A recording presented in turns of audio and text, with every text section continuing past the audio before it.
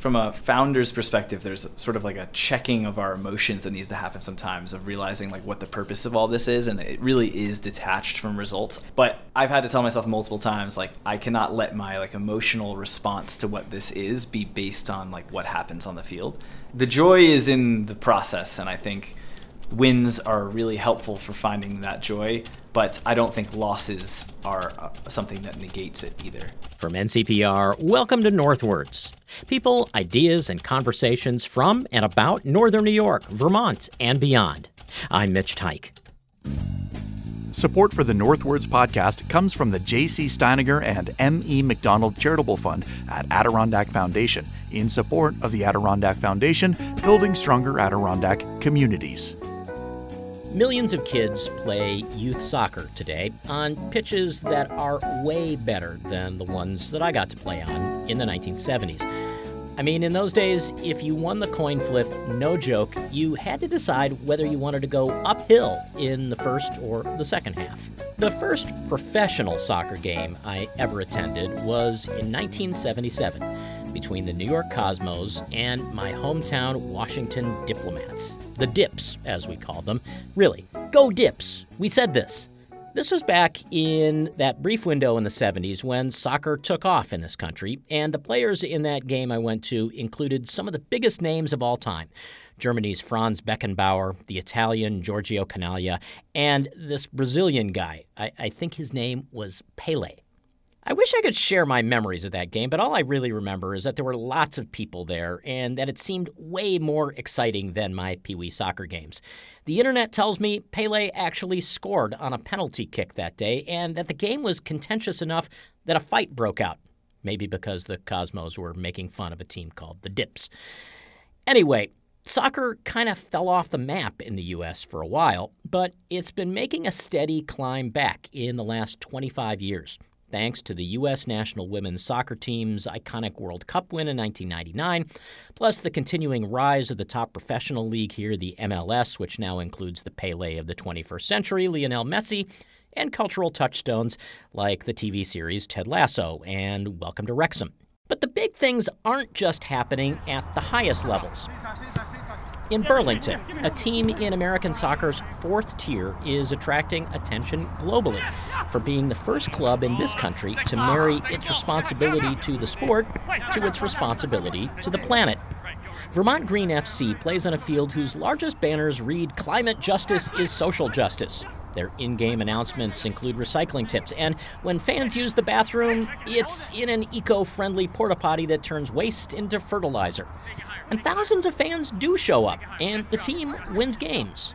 I made the trip over to UVM's Virtue Field recently to talk with one of the founders of Vermont Green FC, Patrick Inferna. Thank you so much for making time for me. Yeah, thank you for having me. Thanks for coming over across Lake Champlain to join us. It is my pleasure, and kind of an amazing day for at least soccer practice. For sure.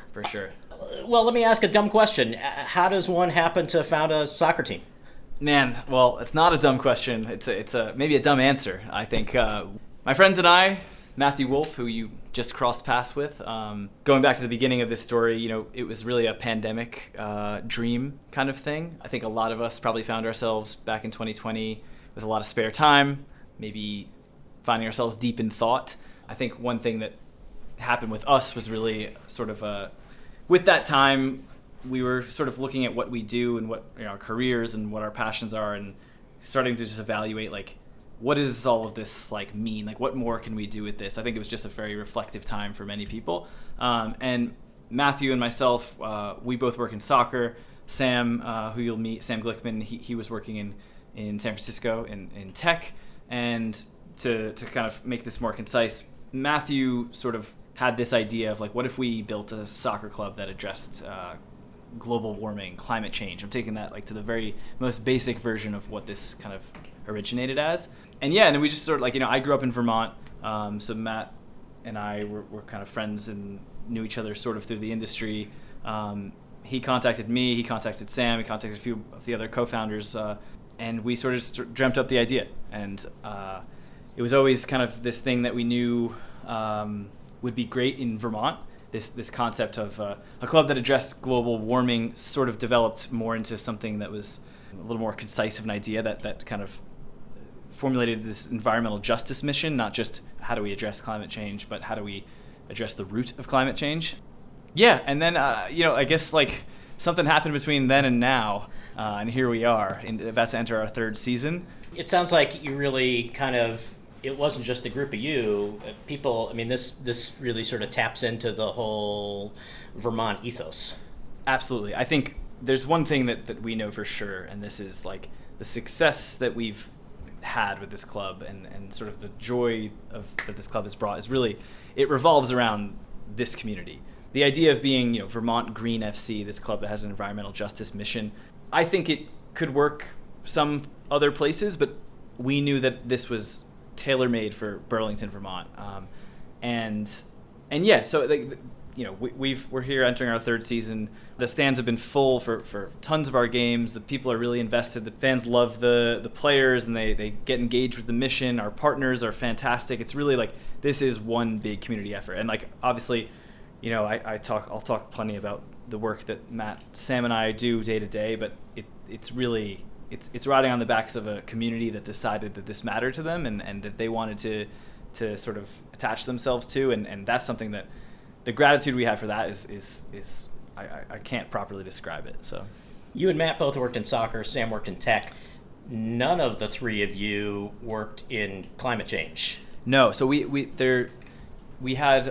originally had 6 co-founders that are involved in varied degrees.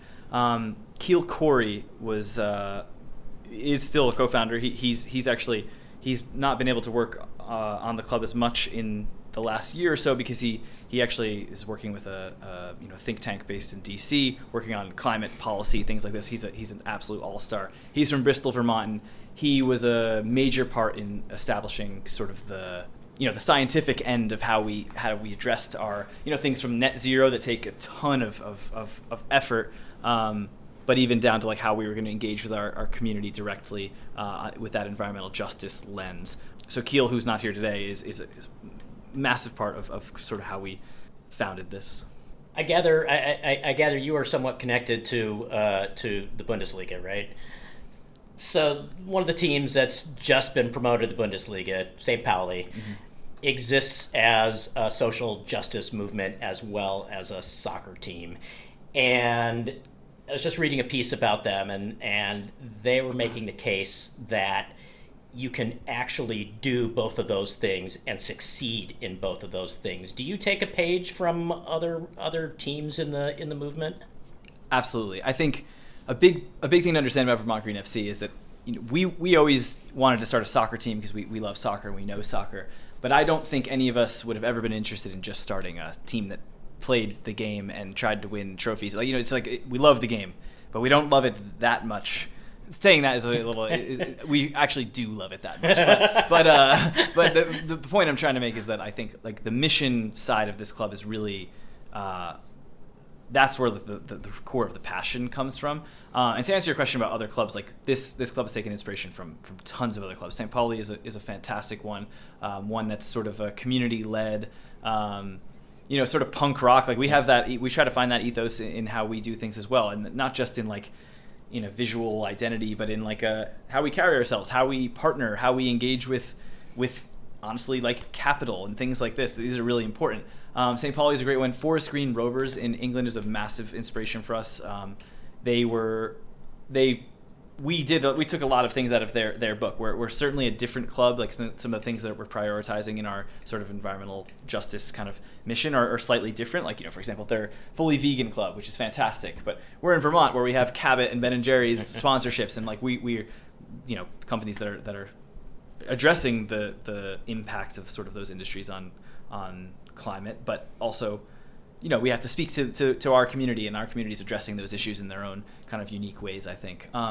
Everything we do, even from visual identity, from brand, like we're always looking at some of these clubs, and they're often the ones that have a sort of deeper purpose, a deeper meaning. Talking teams in the Bundesliga, talking Glasgow Celtic, talking clubs that just they found something about their identity that exists outside of the game. And I think that's like really what we wanted to build here in Vermont, was something that like we want it to be something that people are proud of and becomes part of their identity and becomes like this is just another extension of everyday life as a Vermonter, and these are the things that matter to us. Like again, going back to the environmental justice mission, like the point of building these clubs is to have them be as much of a reflection of the community that they're based in as possible, and that's what we believe to be our authentic selves. So.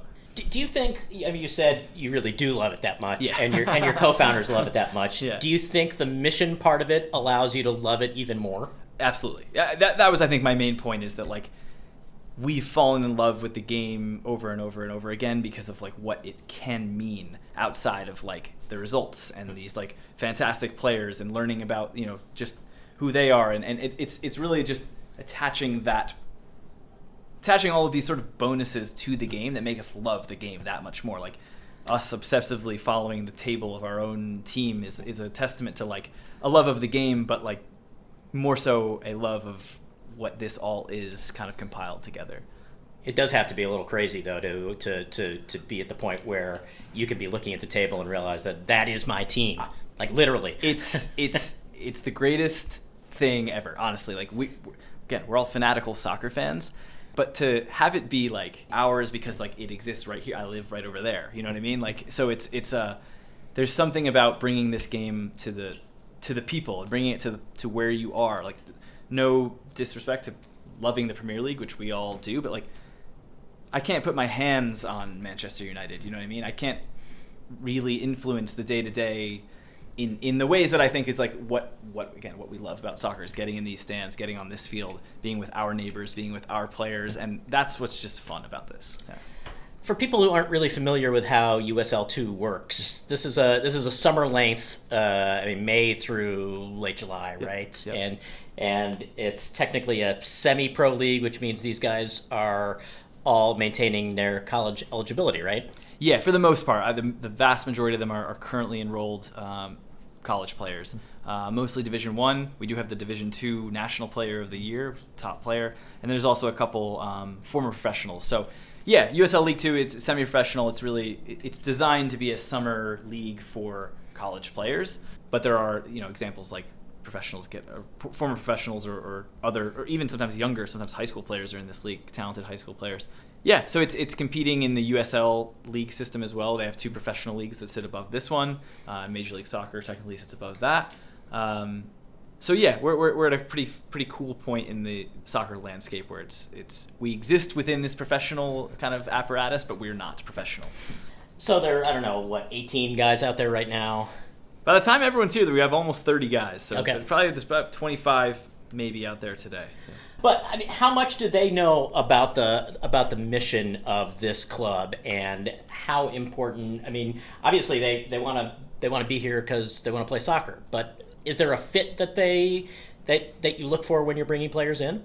Yeah, that's an important distinction of we have a mission-driven club, so we try to recruit players that essentially we're not asking these players to be experts. That's the thing, is these guys are really.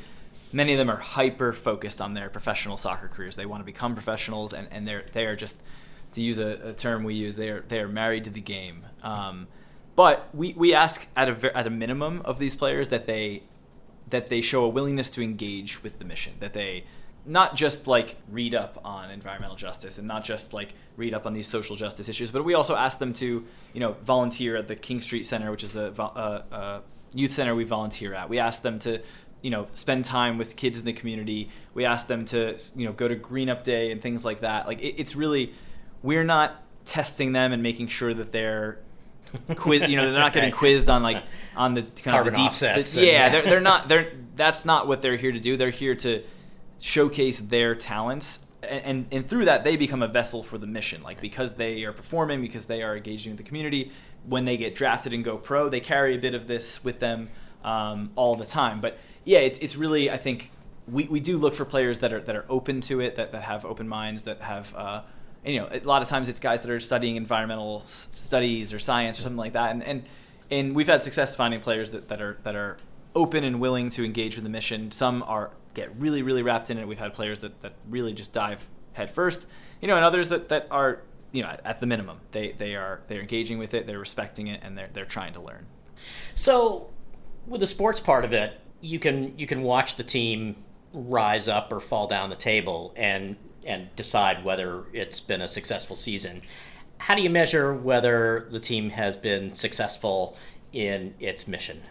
That's a really good question. I think we're learning how to really measure that over time. As we enter our third season, there's obviously like sort of the very trackable parts. When we put out our yearly environmental justice mission reports, we can look back at all of the things that we did. We can track our progress on becoming net zero, those sort of things. But I think one thing we've learned, in the short time we've been running this club, is that of our pillars of sort of our environmental justice mission, the last one is just education and awareness. And we've really learned that pillar is in many ways the vast majority of what we can and what we should be doing. Like obviously we have big goals for how you insert environmental justice into the club and back into the community. But at the end of the day, what Vermont Green FC can really do, and I think at a high level, through our performances on the field, through our players' voices, through our garments that are made from recycled materials, through the messaging from our loudspeaker during the games, our website, social media, all of these things, like it's really about putting that much more information and sort of calls to action and that little bit more of activism into the space that doesn't traditionally have maybe a ton of it this way, certainly not like maybe in the United States. And I think that's really like how we are going to come to learn to measure the success of this, is to like when we have an awesome game that's sold out crowd and we overhear people talking about one of our partners or a mission initiative, or they're listening to the speakers at halftime, and the more engaged we are and the more people come out to these games, like I think it's not such a concrete measurement, but I think it's a eye test of like this is something that is growing and it's finding success in its messaging.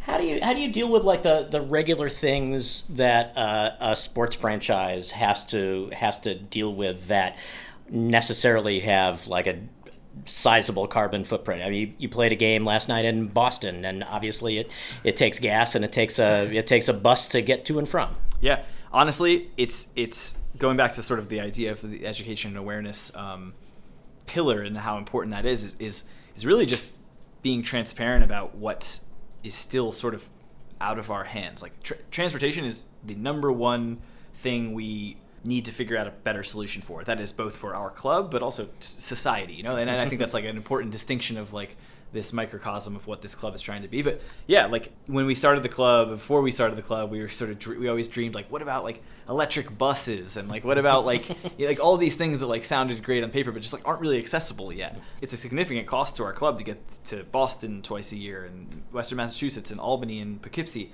It's extremely difficult for us to be perfect. We can only do as much as sort of the resources we have around us. So again, back to like the messaging, like the more people that come to these games, the more conversations we have with local partners, the more like we have a call with someone like Volkswagen and say like, what's the status on those electric buses, and like how do we get one? Like the things like that are always going to prove to be difficult. Even just trash in the stadium, we spend time at the end of games with our interns sorting through the trash to pull the cans out and make sure like we're recycling as much as we possibly can. It's like the little things that's like that extra effort, but it's really also the kind of the joy and sort of what we look forward to is like finding out new solutions, because finding new solutions to these problems that are societal but also facing our club and tackling them one by one is kind of the fun of this.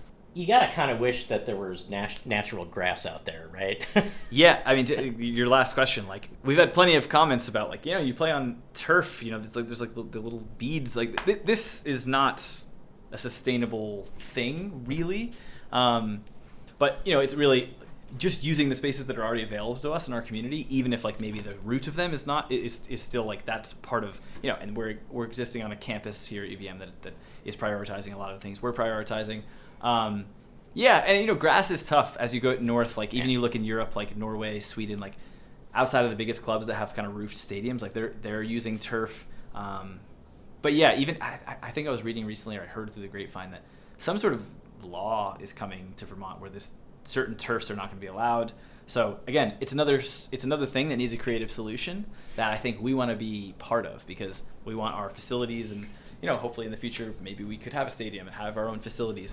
And when we get to that, and we get to like sort of creating our own spaces, building our own facilities, like that's when it's going to be challenging, but again, it's like part of the joy of this is identifying the problems and sort of tackling them in our own ways. So hopefully we'll have a way to play with grass in the future. I think that's what everyone prefers, but it is tough. Do you feel like that's where this is going? I mean, are you thinking that someday you might be doing well enough to have your own stadium with your own turf and maybe think about like the next tier? Yeah, I mean, ask me at different times in the day and I'll give you a different answer. You know, when it's like 1 a.m. and we're preparing for the week and we're dreaming about the future, it's like definitely we're gonna have that. Ask me at a different time and I would be like, yeah, it's maybe a little bit further off.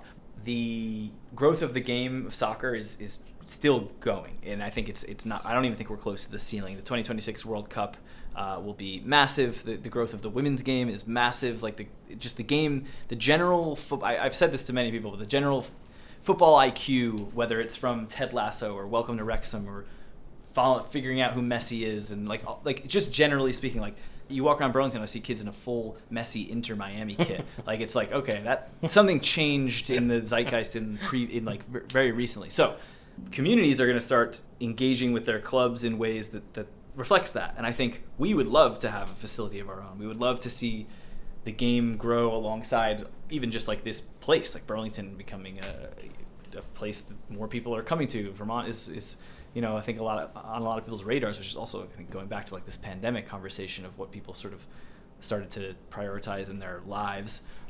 We are committed to longevity, and we're committed to growth, and we're committed to sustainable growth. But I think the way that the sport is going and the way that this community has latched onto the sport, and our club specifically, I think like there's a sort of sky is the limit sort of thing here. And I think I'm always hesitant to commit to things because these things are hard to do. But I think, I don't know, the Open Cup was a really cool thing for us. It showed that Vermont soccer is able to punch above its weight, and I think that can be something that trickles into other parts of the club in the sense that we can exist in ways that are punching above their weight. We can be the Ibar of La Liga, where we're a small team that maybe is playing in big markets. I don't know. Again, you're gonna ask a dreamer this at some point, and I think you're gonna get a dreamy answer, but we'll see. You mentioned the Open Cup, and maybe just a weird logistical question. I mean, you guys played the first round, won the first round, came really close in the second round. You're also fielding a women's team. How do you pull a team together for 2 games or 1 game? I would imagine most or all of none of these guys were here.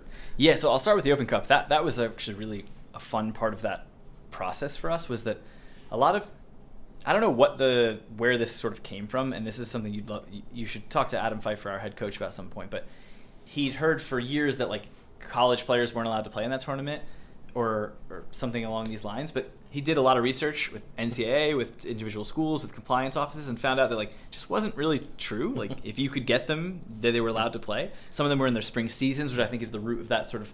But the whole tournament itself became a bit personal for our head coach, Adam Pfeiffer, who former college player himself at Boston College back in the day. Obviously, he's been a college coach and coaches college players in the offseason. And I think for him it was a bit of a sort of like as MLS grows and the draft becomes less significant and college players are less the ones that are occupying the sort of the teams, it was like, hey, college NCAA D1 is still a place where talent resides. And I think to field a team of college players and beat a professional team was it was like kind of personal for him. And I think that was very cool. For the women's team, we're playing 1 game this summer. We always knew that we wanted to have a women's team. The team started as just men's because that's what we knew and that's what we had the resources to do. But this is a club that prioritizes equity. But the women's team, we're going to put together. We'll have 5 UVM players. They've already been announced. Adam is going to work with coaches as sporting director. He's going to work with coaches to get players from hopefully all over the region. But that game is really, it's supposed to be a statement of intent for us that we want to build the women's game here because it's the right thing to do from multiple angles. There's a massive appetite for it. I'll actually tell you this right now. The women's game on June 22nd is currently, we have more tickets sold for that game than our home opener, which is in a few days. So the appetite is very clear. It'll be a showcase of the women's game and a statement of intent for the club that we want to have women's football in Vermont in a permanent basis. as soon as we possibly can. And these things take time. Like, that's one honest thing we're being with people is like, between the league, USL doesn't have a Northeast division, figuring out how we manage this with the university, time on the fields, all these things. It's going to take a little bit of time to figure it out. But like this match, which we'll have these exhibitions as long as we need to. But it's us saying that women's football, women's sports are extremely important, and they have a major place in this city, and that they're coming. You mentioned 3 names that I was actually going to bring up in some context, but you already brought them up. Ted Lasso, welcome to Wrexham, and Lionel Messi playing in Inter Miami. How important, do you think like those pieces of like the American zeitgeist are right now to the success of programs in little places like Burlington, Vermont? Yeah, I think sometimes people you would hesitate to give the credit to things like that. It's sort of like, I don't know, mainstream things like that. But it's undeniable to me. And like, I haven't even seen Ted Lasso, and I enjoyed Welcome to Wrexham, and obviously Messi is inevitable, so I've seen plenty of him. But I think just generally speaking, like it's a matter of looking at it like from the perspective of like my friends' parents who don't care about soccer have like the general football IQ has gone up just like that little bit more, and it's continued to grow based on things like Ted Lasso. That it's just an entry point, and like we have no interest in gatekeeping the game of soccer. We want it to be something that everyone cares about, and like so if these are the things, these shows, these ideas are what's bringing people into the fold and realizing that this is a fun ass sport, excuse my language, then awesome. And I think, but I do think they're extremely significant. Is there a part of you? I assume you played soccer. I played in high school. We were extremely bad, and I play now, and I remain bad. But yeah, I play. It's again the game is addicting, and even if you're just stumbling around out there, but yeah. Like when these guys go back to their apartments or dorms or wherever they go, are you kicking the ball at the goal? Yeah, we actually try to have like a so we have the field rented for training, and they don't always take it. We try to have like a regular kind of pick up with our interns and volunteers and our friends, and yeah, again, like the game is so. The game has a life of its own in the way that it brings people together, whether it's like in the sense of playing games and having people watch, or just like for this team, but also just we play because it's fun. It's a social thing, and it's really like the reason I think the sport is so attractive from an American's perspective. Going back to this like Ted Lasso, Welcome to Wrexham conversation is like I think the way the game, the way communities will sort of like build around their teams is. It's just different than what Americans experience. Like we obviously have community in this country as well, but I think sport being something that you actually put your hands on and not just like watching the NFL from your couch is a really attractive thing because people love being together, and I think soccer is a great thing to be together around. So I don't know. Well, and it's like what I always say about radio. Like I would hate to be in radio without getting to do the thing that's like fun about radio, and I would imagine that it would be hard to be around this all the time and not at least do a kick around. Yeah, totally. It's we have to. This much open space, and there's like 100 balls out there. Like how can you not?